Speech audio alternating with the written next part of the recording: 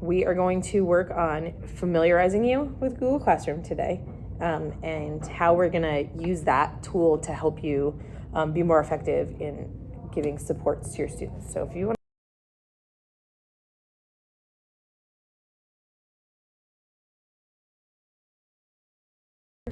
I've got our checklist of things that we need to do. We're going to first learn how to create that class, which is the most basic, easiest step there. And then we're going to talk about how to add students. And for today, you're just going to add me so that it doesn't stress you out. That kids are, seeing, then you're not ready for them to see. So we're just going to add me for today. And then we'll go back after we're comfortable with uploading the resources and we can put the actual students in there for you. And then we'll talk about different ways that you can upload resources and different things that you can put in there. And sound like a good idea? Wonderful. Okay, so why don't we go ahead and get ourselves to, so go ahead and click on Google Classroom there. You've got it bookmarked. Okay.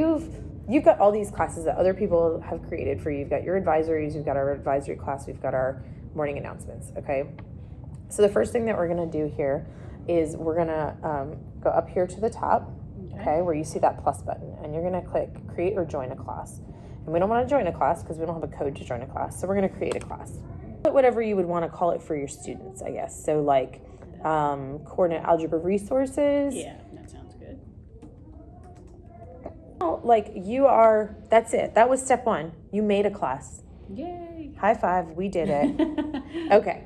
So then you're going to see all this stuff, and you can customize it as much or as little as you want. Okay. So if you click customize, you'll see different, like you can just change the color theme. You can put a photo up there, whatever you want. Okay. But the title of your class is always going to be there. Okay. All right. Then you'll see some other things. So at the top you have stream, classwork, people, grades. Okay. Grades would be great, except that it doesn't really integrate with our gradebook system. So there are things that you can do in there, and you can put rubrics in and you can grade things on Google Classroom, but it's not as useful as it could be if it integrated with our system, okay? You also have over here on the left a little Meet link. So you can use that at any time with anybody who's in this class to host like a Google Meet. So if you're wanting to provide tutoring for somebody who maybe doesn't have the means to stay after school, you could use this to tell them, well, I'll get on Google Classroom at whatever time, 4:00, and you can jump on with me and we can go through your questions. That you'll see your class code. Class code is great because you can give that code to any parent or any student and they can join the class. Okay. So if you make that available to your students, then they can join without you having to add them. Okay, they can just jump on in with is that something they do one time, or do they? One time. One time, and then they're in. So then just like you see on your main screen on Google Classroom, they'll have a new class. So when you look at, pull my Google Classroom screen up, and you can just show up as another class for them. Okay. And then every time they can just click on in and go on in and see everything. Okay, so then at the top you've got stream. I like to think of stream like a Facebook feed. Okay, so if you just want to like pop on and put a note to the students like, hey, don't forget to do this IXL or this Delta Math or this worksheet, or make sure you bring this back to me tomorrow.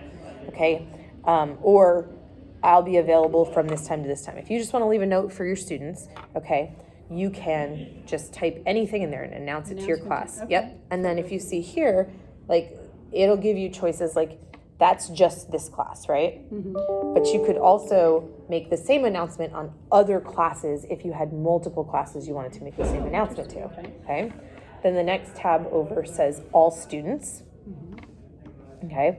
And once we add students, if you uncheck all students, it would give you a list underneath of the students in the class, and you could just post to certain students. So if you had done something in class and given out a hard copy of something in class and somebody was absent, it's a great way to get kids resources when they're not at school. So being a special ed teacher, I could modify an assignment that. Absolutely needs different things, Yeah, okay. like for someone who gets reduced number of questions. So without having to post to the whole class that student doesn't have to do all the problems, you can send them like a private message essentially on Google Classroom. So that's a really good feature. And then you also can click down here where it says post. If you drop down, I guess you have to type something. Let's type just anything for a second. Yep, it opened up. Okay, then you can post that you want to schedule it. So sometimes I'll go on and be like, oh, I'm going to be out on Monday. And I know this is what I want to do, but if I put it up there over the weekend, somebody's going to do it over the weekend, right? Like, and then they won't have anything to do. So you can schedule things out ahead of time. Oh, nice. So if you sit down and you're like, okay, these are the things for this unit and I have them all ready, you can schedule them to post on the day you know you're going to use them or approximately when you're going to use them. You know, sometimes our schedules change. Also can in there add a link. Right here?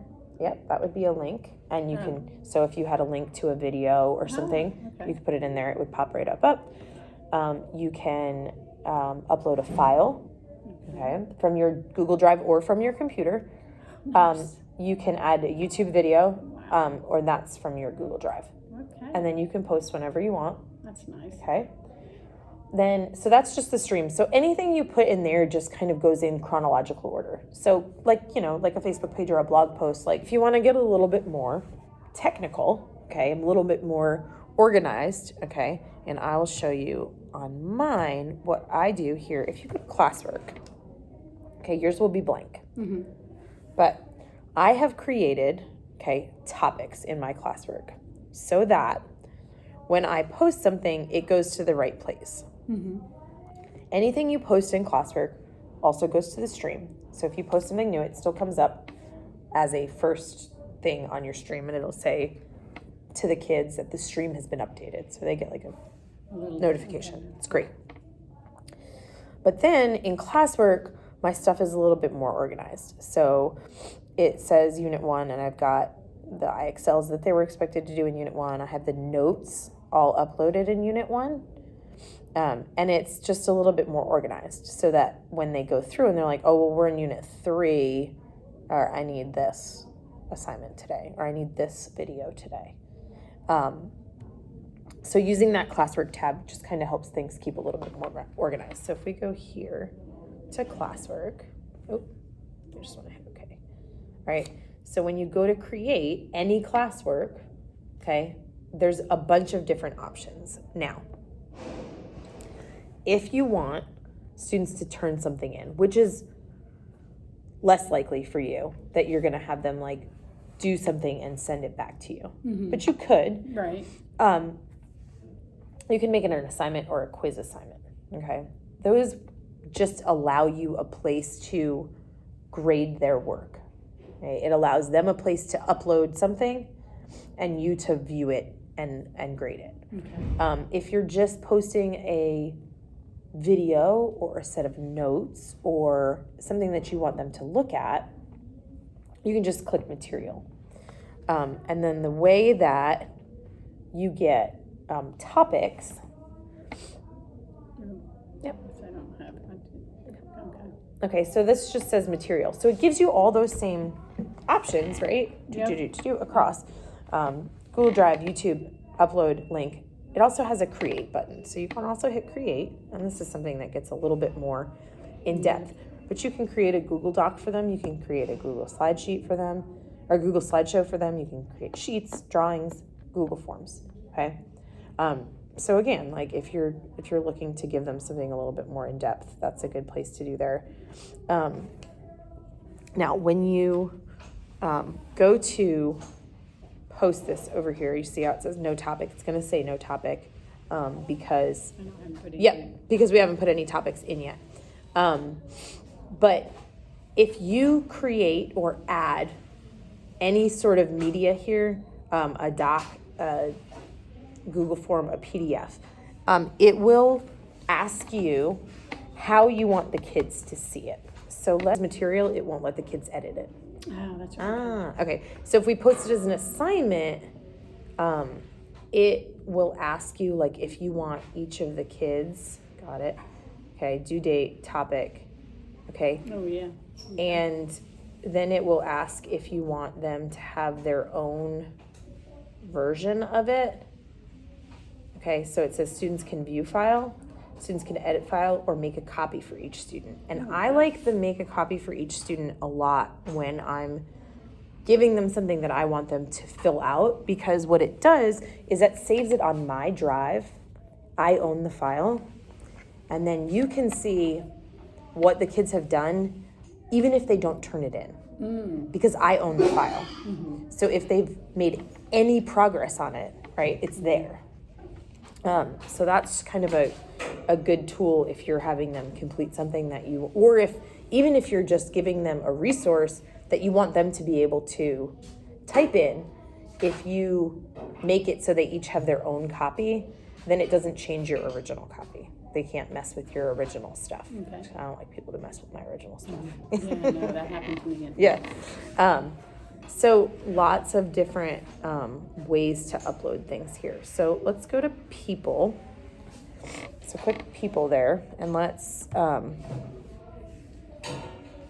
okay. So you see it says teachers, Debbie Cox. Now, so you were looking at my co-taught class right here.